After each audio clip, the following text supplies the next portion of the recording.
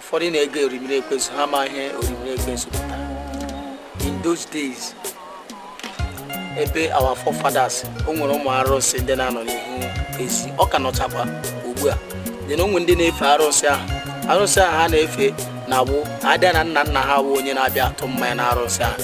Adị nna ha anwụọla na-atụzikwa mmanya na arụsị ahụ. That thing will cost to some of their children because mmanya ha na-atụ na arụsị ha na-asị chewe ụmụ m dị n'ebe na-enyezi arụsị ahụ nri na arụsị ahụ na-bịaghachizie na-edistọpụ ụmụ ha. So ihe nwe orimiri ekwensu. May God be the glory in Jesus' name. Amen.